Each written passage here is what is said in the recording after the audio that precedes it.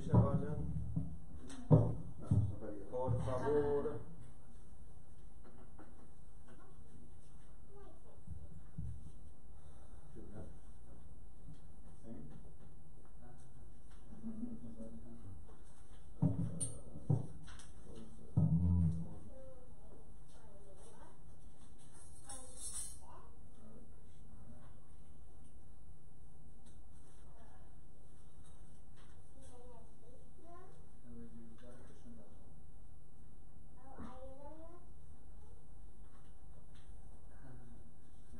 Let's do Radha Krishna Ashtakam. There's one very nice Radha Krishna Ashtakam. No, the Radha Krishna together. No, it's one bhajan to Radha Krishna. Where's it go?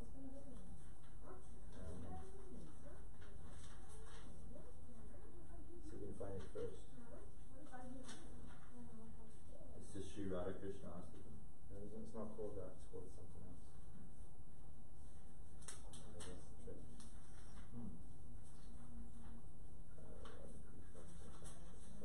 Sri Radha Kripa Kanastas.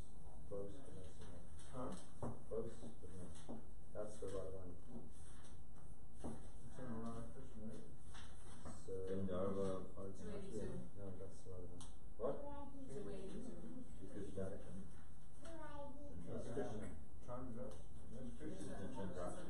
Maybe it's not in this book. Maybe it's only in the other Did you book. say Pendra Chandastika? I think there was a Radha Krishna Radharani. Let's do Sri Gandharva.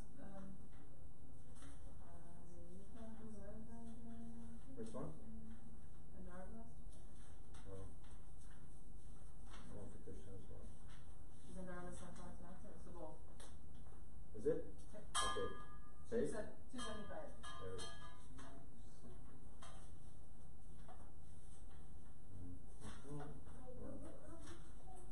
That is.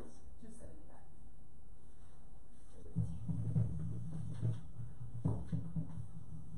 Vrindavane virahatoriha kheli kunje Mata dvipa pravara kotika vipranena Sandashaya sparvayo vadanaravinda Sandam videhi mai devi kivam prasida Adeka kumara jagdaya Gandharva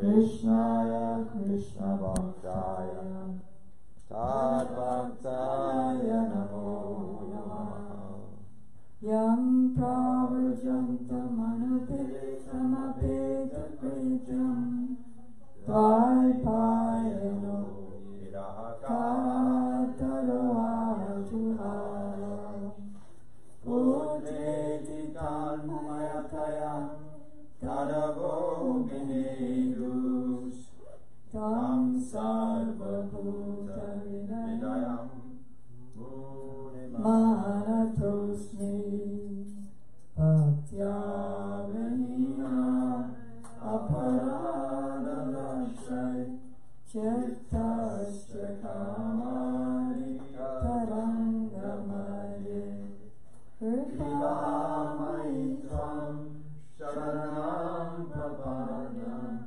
Vrinde Namaste Charanarvindam Tavaivasmi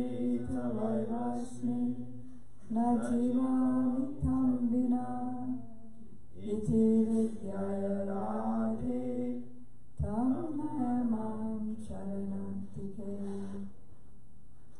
First, I offer my unlimited obeisances in the dust of the lotus feet of my most worshipful Diksha Gurudev, Nityalila Pravishta Om Vishnu Pad Stotra Sat Shishima Srila Bhakti Vedanta Swami Prabhupada.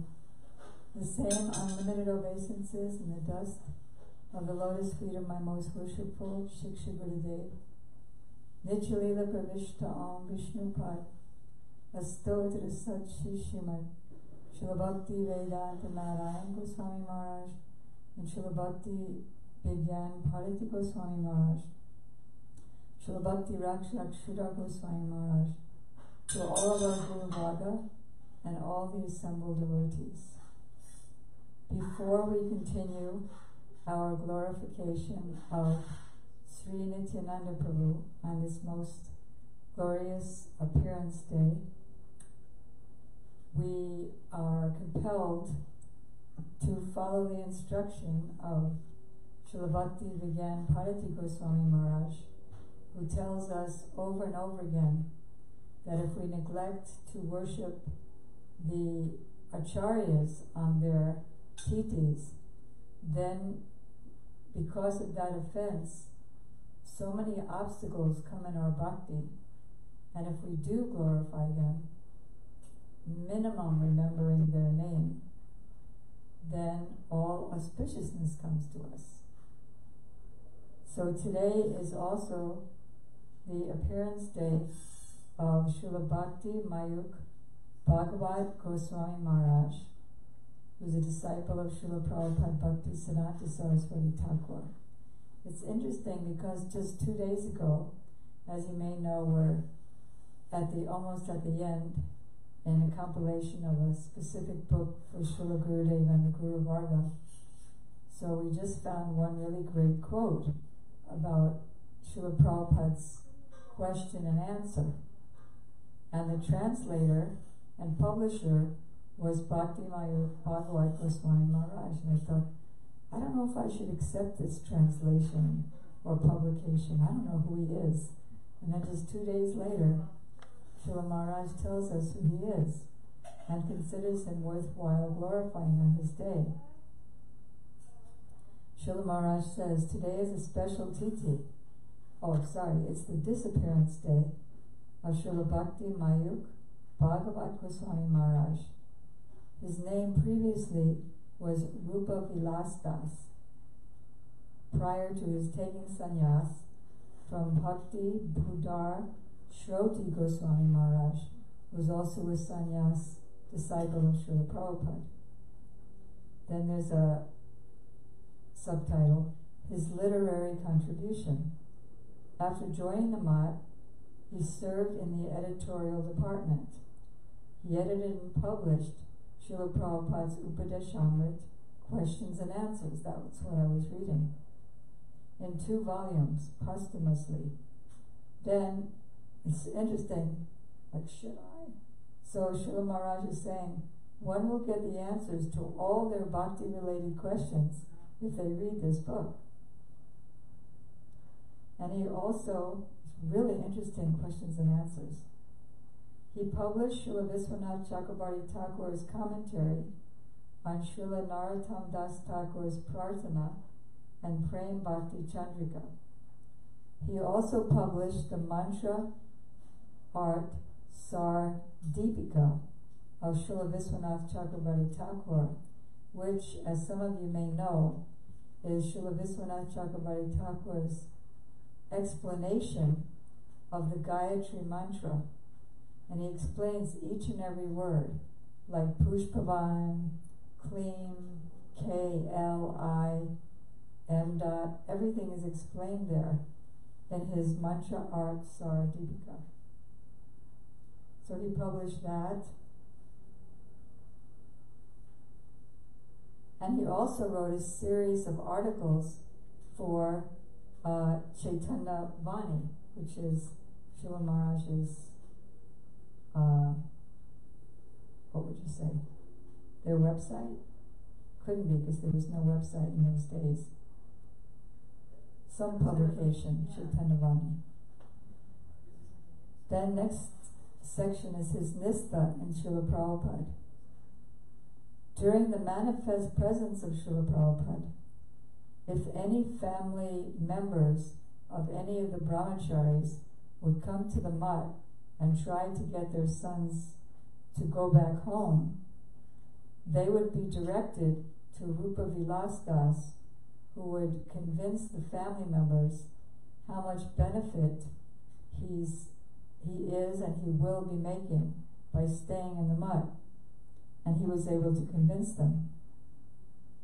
At that time he said, when it happened to him, when his family members came to take him away, he said, I will accept Prabhupada's decision, but I cannot accept any verdict that keeps me away from his service. So even if he said go home, he wouldn't have listened to it.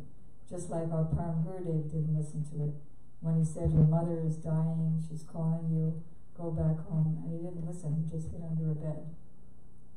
So this was his speciality, and Srila Maharaj is saying, I found his stance extremely remarkable.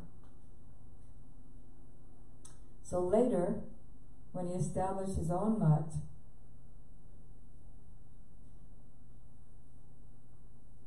he would unfailingly send some donation for the service of Prabhupada at his birthplace.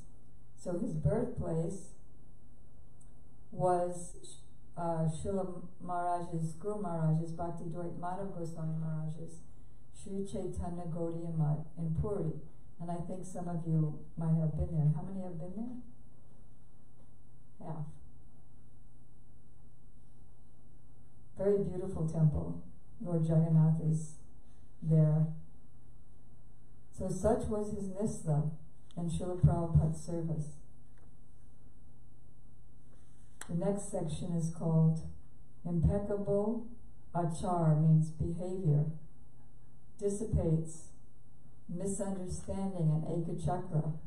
You heard about Ekachakra this morning, which is Nityananda Prabhu's birthplace and the place of his childhood pastimes. So somehow or other in Ekachakra, they had the idea that the Gaudiya Math devotees disrespect Nityananda Prabhu and only respect Mahaprabhu. But when he visited the temple in Ekachakra, he paid Satstan Pranam, that means full. How many? Sastan? 8. Sastan Pranam to the deity after removing his upper cloth and glorifying Nityananda Prabhu by saying his Pranam mantra. So the Pujari was baffled by seeing this affectionate and reverential mood.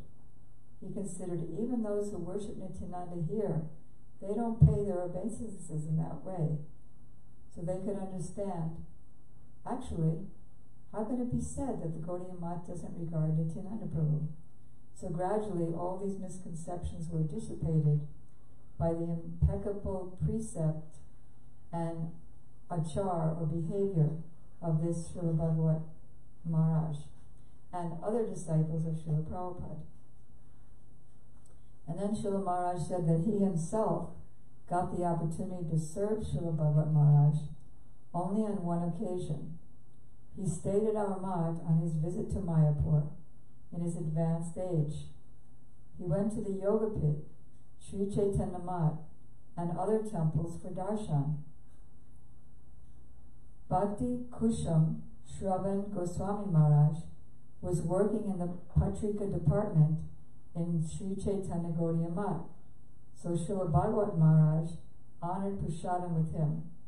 It was his rule to taste everything. Like some of us, I can tell that doesn't look good, and that one, oh, I just heard that was too salty. But it was his rule that he would taste everything that was offered to the deity. Just like our Param Gurudev, he would never add salt to his prasadam, because he would consider it's already Krishna. Why should I try to add something for my taste? And again, when Srila Bhagavat Maharaj visited Vrindavan, again he visited Srila Maharaj's mat. And then Srila Maharaj closes by saying again, the appearance and disappearance days of Vaishnavas are both equally worshipful for us and equally important. Even simply remembering the Vaishnava's name constitutes serving him. They make it so easy. So that's Srila Bhakti Mayuk Bhagavat Goswami Maharaj. We did it. And this becomes the cause of our auspiciousness. This is his picture. That is why it is an offense not to glorify them on their titis. If you do not know anything about them, and you just take their name, all auspiciousness is achieved. Amazing. So then, I'd like to ask if anybody, before I speak, would anybody here like to speak the glorification of Sri Nityananda Prabhu? Can somebody pass him the TV and the mic?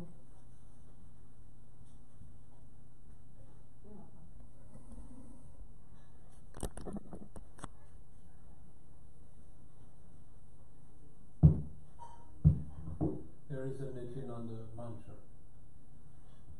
very powerful. And it originally comes from the Brahmanda Purana, which may be intended. There's the intended, there's the indicator. Just like we say, fingers pointing to the branch, and then look at the end of the branch, and then you see the big star. It's called Arundhati logic. And then the star next to that star, that's the intended. So there are many indicators, but one intended. So there's a motion in the Gaur Govinda Archana Bhavati for Nityananda. but it is taken from Brahmanda Purana. Claim Deva Janavi Bhalavaya Swaha, the beloved of Janavi, and the beloved, and Janavi's beloved. It goes both ways. And that can be said. I say it every day. Claim Janava Balabhaya. Janavi. I don't know when Janava is used in Janavi. There may be a rule for that. Janavi is the Ganges River. Okay, well, this is Janavi. Oh, interesting. Still, in the Archanapati, it is given as a mantra for Nityananda. Claim Janavi Balabhaya Swaha. That's easy enough to remember. Deva. Got the whole thing? Claim Deva. Claim Deva Janavi Balabhaya Swaha. Now we're all initiated in the Nityananda mantra. That's all. What? That was it from Chidananda Prabhu. Thank you. Why do you say it, Prabhuji? Like, what is the mantra? Like, Because today's Nityananda Day.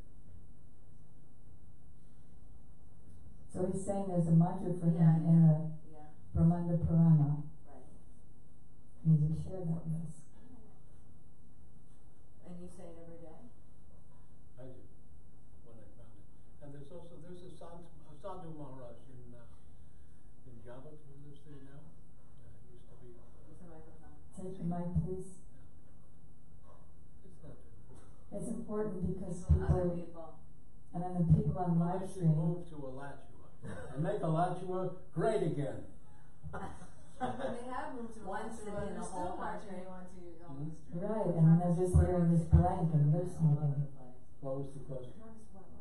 By the way, this morning, that was the first time I read through the 108 names of Nityananda by Sarvabhauma Bhattacharya. I never read the whole thing. What was the question for now? What am I saying? Well, you were saying that about the Nityananda, the mantra, and then I asked you if you said it, and you said yes, and then you were going to talk about, what was he saying, some Maharaj? It was pointed out to me from a lecture by a Sadhu Maharaj who was first in, do you know him? He lives in Java, and he's very strong to take mercy from Nityananda and Bhaktivinoda Thakur. And in going through the Gauravindarchanapati, this much was given in the Nityananda area, even though, like you're saying, Janavi is Ganga. So what is Janava? Means from where is that construed? I don't know, I only know where Grammatically Janavi is. construed. I only know where Janavi is construed. I don't know about Janava. That's a grammatical term, construe. I'm not saying speculate, but when you construe a verb in its different conjugations, called to construe, doesn't mean that anyone is speculating. So that's the one, you're talking about his one way, Janavi, his one Yeah, way. What's it? Generally known as Janava. Janava. Wow. Close enough. But in the Archanapati, it is given in the description of Nityananda.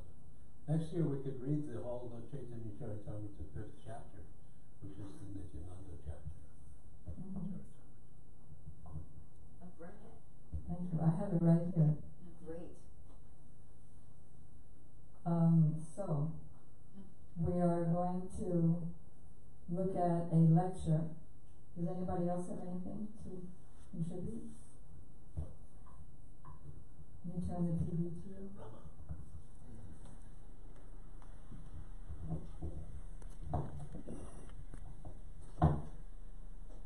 Ajnanatamrandasya Gyanjanashalakaya Chakshurunmritam Yena Tasmai Shri Gurave Namaha. So, since was it 100 names of Lord Nityananda? This morning was 108. So there's also another prayer by Sarvabhauma Bhattacharya, which has the 12 names. So that one's a little more manageable. So it goes like this.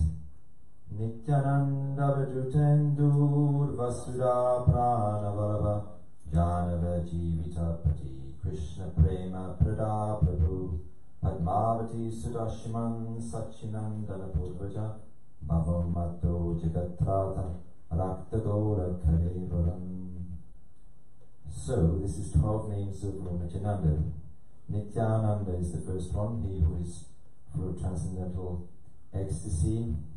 Avadutendur means the Indu of the Avadutas, so the moon of all Avadutas, those who are beyond the rules and regulations. Vasudha Pranavalabha, so one of his wives is named Vasudha. So Vasudha Pranavalabha, he is the beloved of the life of Vasudha. Janava Jivitapati, he is the lord of the life of Janava, his other wife, or Janavi, it says here also, Janavi, his other wife, Janava or Janavi. Krishna Prema Prada means he gives Krishna Prem, and Prabhu, he is the Lord and Master. Padmavati Sutta, he is the son of Padmavati. Sriman, he is the embodiment of all transcendental opulence. Sachinandana Purvaja, he is the elder brother of Sachinandan Gaurahari. Bhavan Matta, he is absorbed in transcendental path, overwhelmed with ecstatic emotions. And Jagatrata, he delivers the entire universe. And finally, Arakta Gora Kalevaram, his complexion is golden tinged with red. So, Sri Nityananda Prabhu ki jai. And where is that beautiful prayer? This is prayer by Sarvabhauma.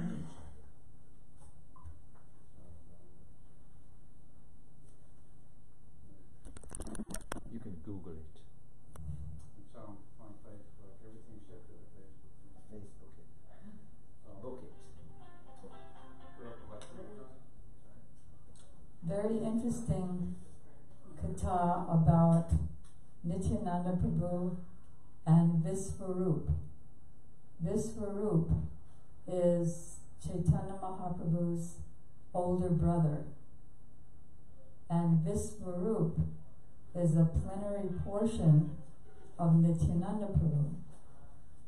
Just like Gurudev explained that when Devaki was pregnant with Baladev, after 6 or 8 months, he left the womb by Krishna's desire to merge into Vrindavan Balaram, who was in the womb of Rohini. Because Rohini, she's a Brajbasi naturally, and she's the wife of Vasudeva, one of the wives of Vasudeva. So Devaki, another of his wives, she was in the jail with him, but Rohini wasn't. But she went to visit him and she got pregnant there. So she had the original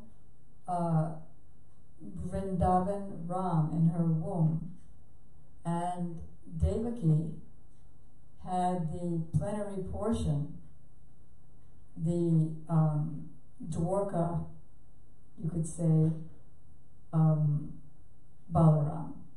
So after 6 or 8 months, everybody thought that she had a miscarriage, and only some liquid drops came out. But he actually merged with the original Balaram. So Nityananda Prabhu is the original Balaram, and Visvarup is his plenary portion, who is just like that plenary portion of Balaram. So when he left the world, he merged. You could say his power, Gurudev also said his power entered Nityananda, but he's already a plenary portion of Nityananda, so he merged into Nityananda again. Nityananda Prabhu served in many ways at the Rath Yatra festival. And after the Rath Yatra festival, Mahaprabhu ordered him to return to Bengal to do some preaching, especially to those who were of lower caste. So Gurudev explained that Nityananda Prabhu would even accept and embrace those sellers of gold who were so greedy that they would even charge their mother for giving her a golden necklace. But Nityananda Prabhu even gave himself to them. And that Means there's hope for all the devotees. Hope for all, even if yeah. it's gone. So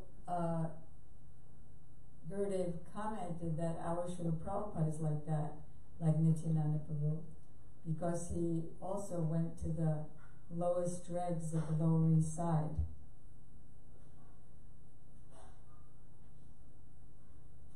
So in his travels, in the course of his preaching, he came to the village of Ramchandra Khan. And Ramchandra Khan is the one who sent the prostitute to try to seduce Srila Haridas Thakur. And this Ramchandra Khan was always against Mahaprabhu and the cult of bhakti. Therefore, he couldn't understand the glories of Srila Haridas Thakur.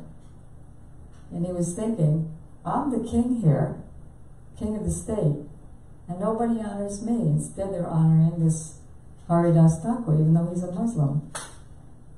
So, after committing these grievous offenses, Nityananda Prabhu wanted to liberate him from his sinful body.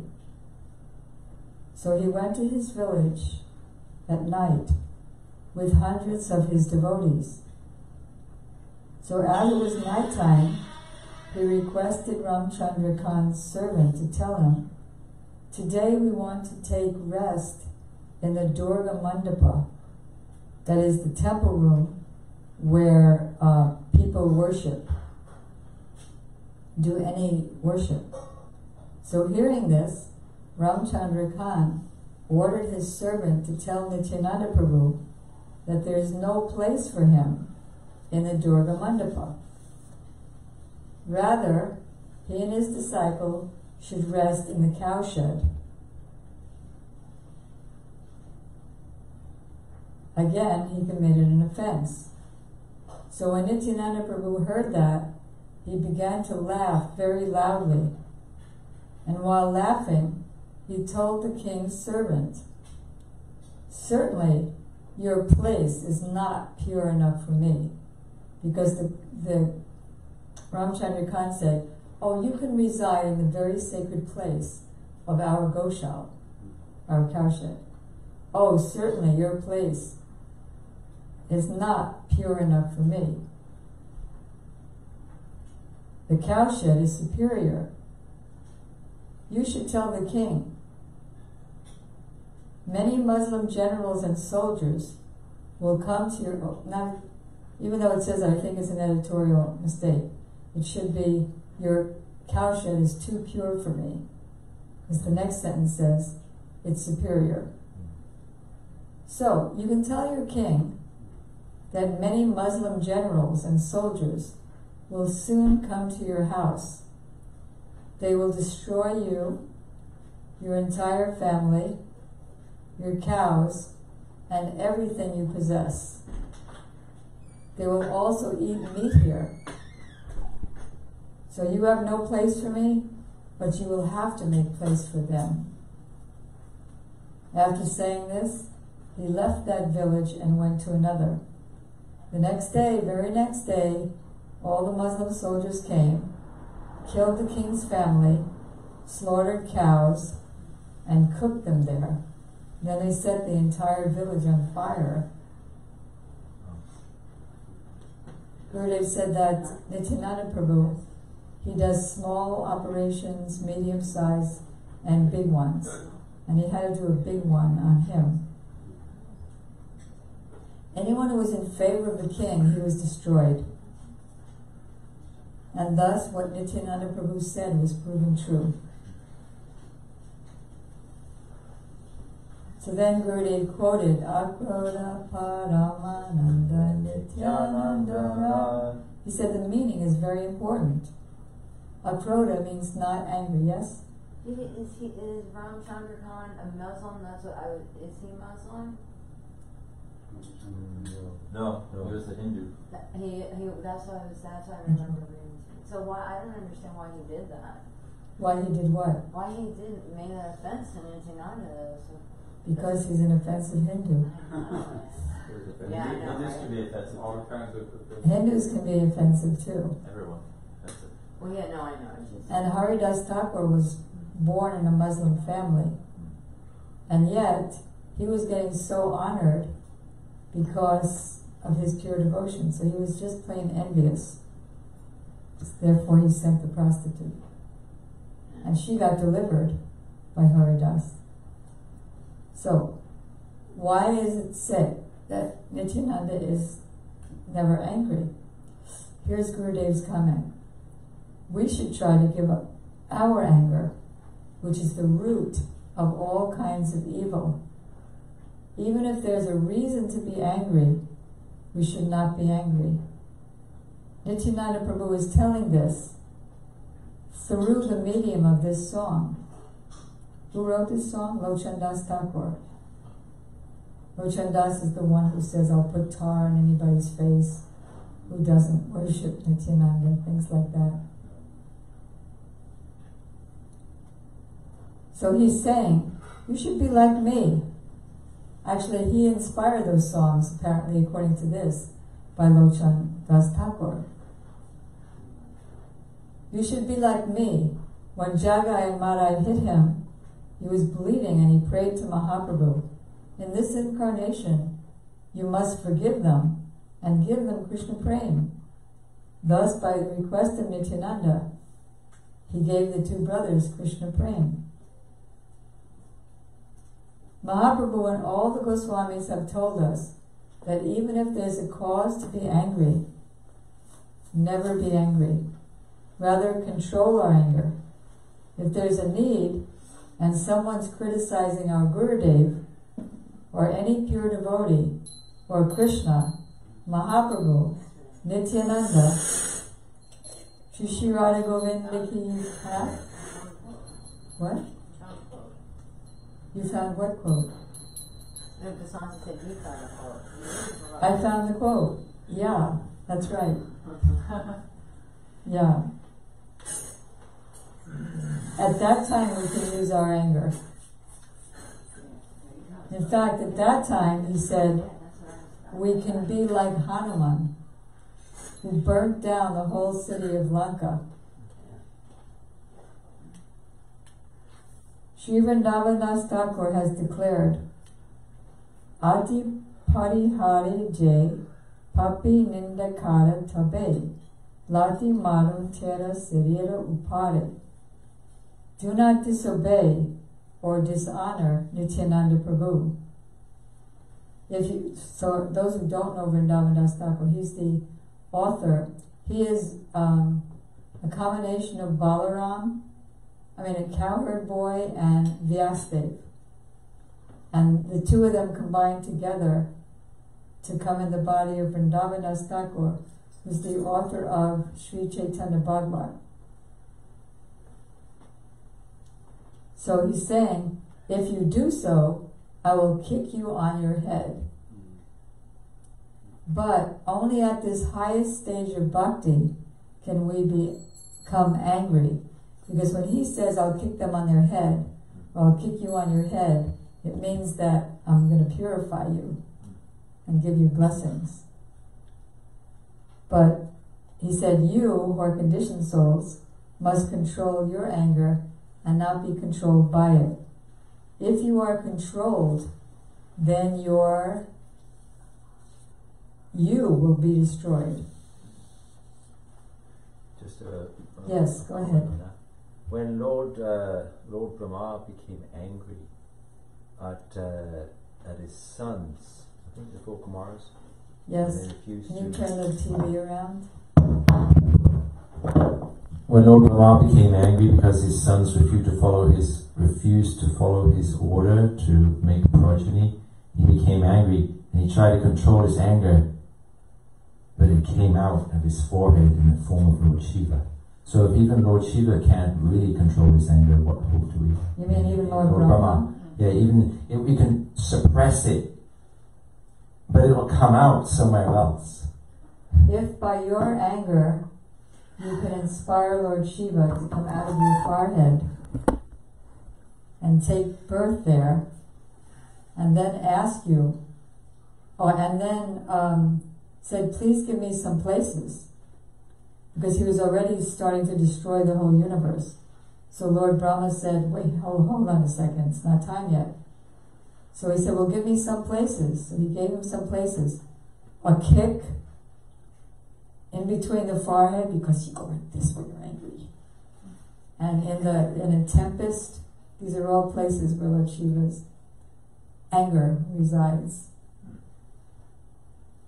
So Lord Brahma did this pastime in order that Lord Shiva could manifest. But my question remains that it seems like the energy of anger, once it's there, it has to go somewhere. So if you try to control it, it'll go deeper, and then it'll just come out later. So how do you actually get rid of it so that it's not even there, as opposed to just being suppressed? So this is a question, that how do you control your anger, not just suppress it and have it come out in some other way. Like, I'll be angry at you, but really I was angry at somebody else an hour ago, and then I just took it out on you. So how can you avoid that happening? Yes? One very simple way is by remembering that if I'm angry, I'll be destroyed. My bhakti will be destroyed. Then I can remember the instructions of Gurudev. If you cannot control your mind, you may also disobey your guru and may even give up your guru. So this is something that I can mull over when the anger comes. That is why we're told, that is why Krishna tells us not to be angry. Because from Arjuna asked him, like, what is it that makes people do something even if they don't want to do it? Like they're just out of control. So Krishna replied, it is lust alone, O Arjuna, which is born out of the mode of passion and later on transformed into wrath, which is the all-devouring, sinful enemy of the world. So I can remember these things. He said, keep your anger finger out of your bead bag. Do not use this pointer finger in chanting, because it denotes anger. It says, I will punish you. I will shoot you. Do you not know who I am? I will break your legs. That's this finger. So I can remember so many things in that way. And that's why instructions are given, so that we can remember them and free ourselves. Like, sometimes I become angry if I think someone else has some fault, did something wrong. So then, if I'm perceiving that I'm angry and I'm very intelligent, then I can meditate, am I free from that fault? And if I'm sincerely asking myself, am I free from that fault? Immediately, there'll be a torrential downpour of all the different times that I manifested that fault in the last 10 years, or 15 or 20 years. And then I'll calm down. Or, if I see that the person who's committing a fault is a younger devotee, then I can remember, well, I used to do that same thing, and now I've grown out of that. So, at that time, I wanted understanding and compassion, and in fact, even more so, I wanted everybody not to notice. So why don't I be like what I would have wanted, what I did want at that time? So we can remember all those things. Is that helpful? Very good. Thank you. Okay. So, Adama Patita Jiver Dvare Dvare Giya Harinama Mahamantra Dichena Vilaya, going from door to door to the houses of the most fallen and wretched persons. He freely distributes the gift of the Harinam Mahamantra.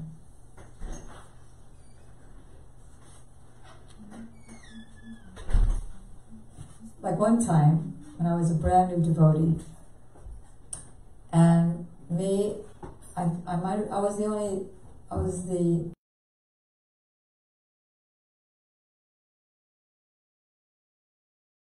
So me and the guys were sitting really close, right in front of Prabhupada.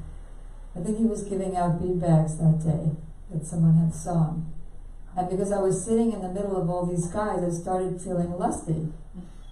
And so what did Prabhupada tell me? Because he can read minds, can't he?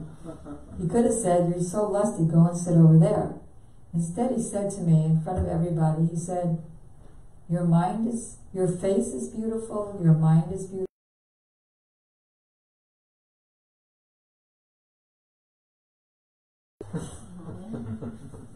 So very intelligent, these gurus. Okay. So then, we're going to also look at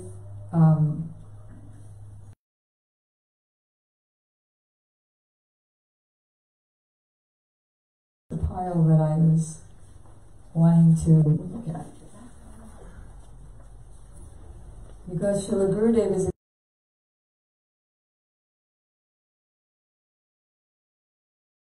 previous birth, you could say, previous appearance as Lakshman.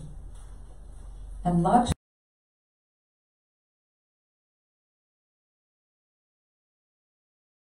when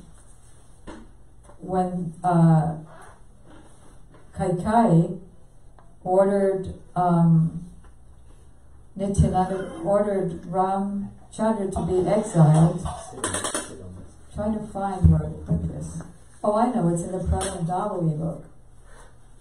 When Ram was ordered to be exiled, Lakshman went with him. So Baladev, who is Nityananda Prabhu, he came as Lakshman.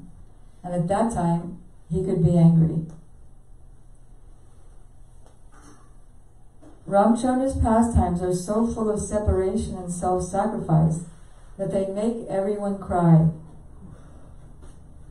For apparently no reason, he desired Sita Devi not only once but twice. He deserted her. So Lakshman had not wanted Ram to go to the forest in the first place, and therefore while they were exiled, he said to Ram, I no longer consider Maharaj Dasaratha to be my father.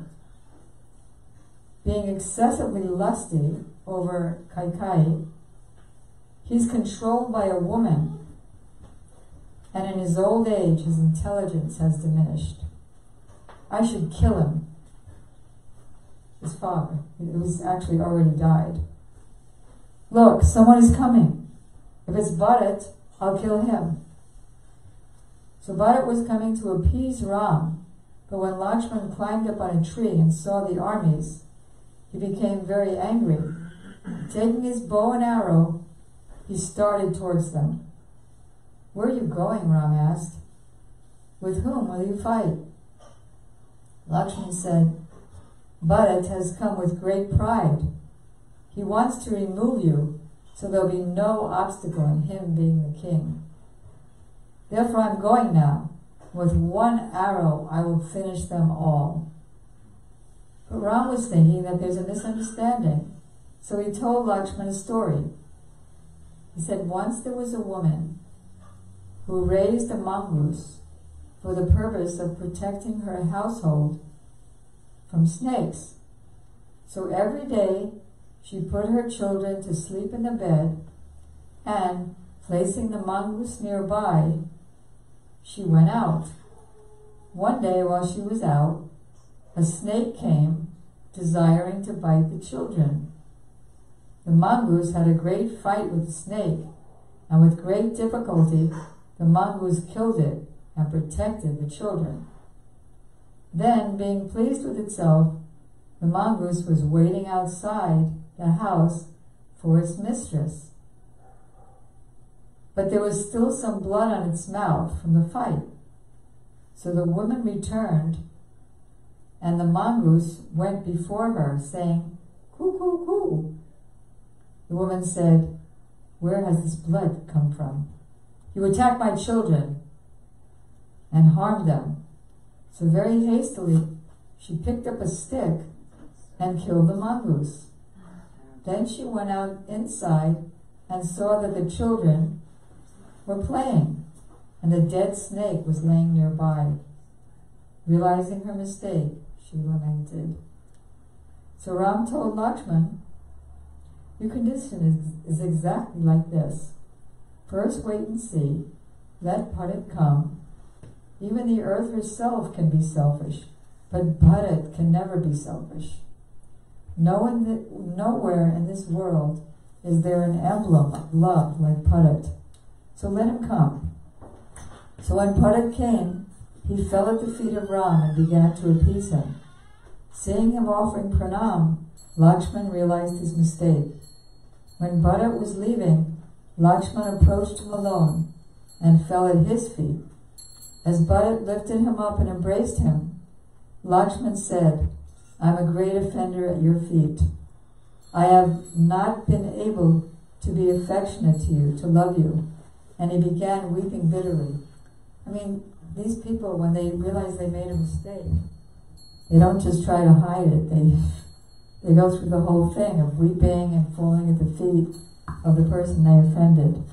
It's interesting that often on Nityananda's appearance days, Srila Gurudev would tell the pastimes of Balaram and now here the pastimes of Lakshman, because they're all the same person.